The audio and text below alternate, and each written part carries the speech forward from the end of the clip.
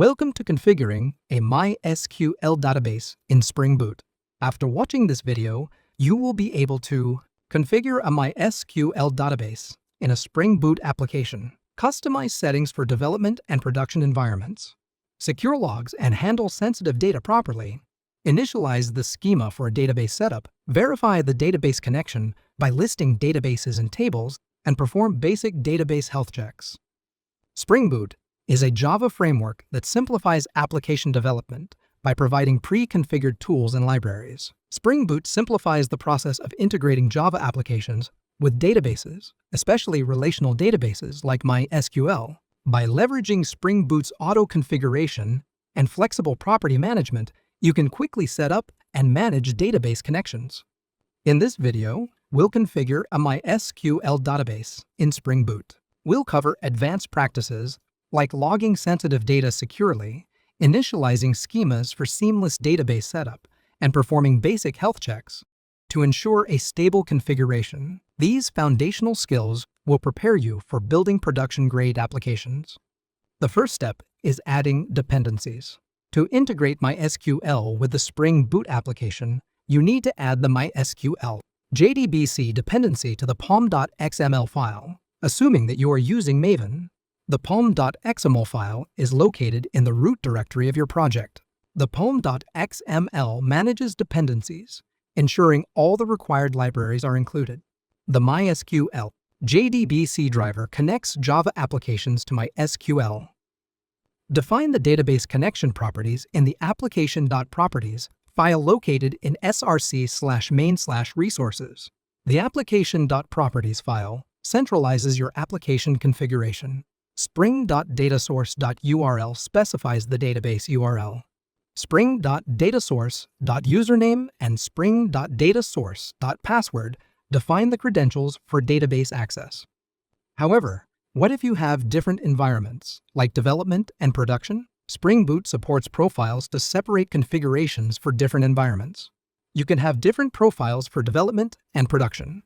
You can use application.dev.properties for local testing and applicationprod.properties for live environments. You can activate a profile by using the spring.profiles.active setting. In this case, it is set to dev.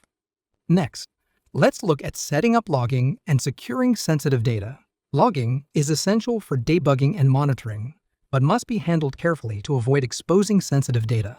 For example, sensitive data like database credentials should never appear in logs. Spring Boot uses SLF4J and logback by default. Customize logging in application.properties. To secure sensitive data, avoid hard-coding credentials. Instead, use environment variables.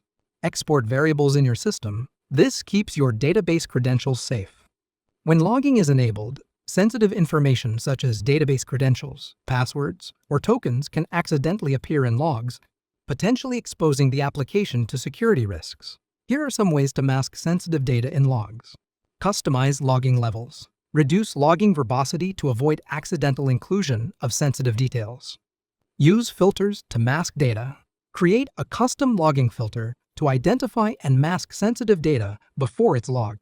Use secure appenders. Some logging frameworks allow configuration of appenders, such as file or console, to redact or filter data. Leverage external log management tools. Tools like ELK, Elasticsearch, Logstash, Kibana, and Splunk can sanitize logs and enforce compliance with security policies. Use redaction libraries. Redaction libraries like Log Sanitizer can help mask sensitive fields automatically. Spring Boot can automatically run SQL scripts for schema initialization and data seeding. Place these files in the src/main/resources directory. Schema.sql defines the database schema.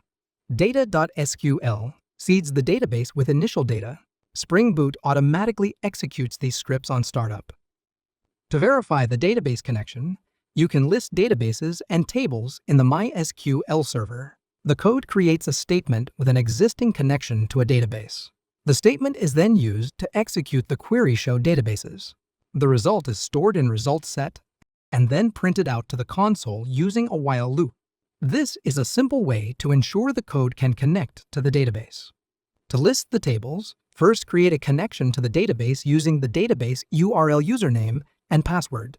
The credentials should be stored securely and not hard-coded as shown here.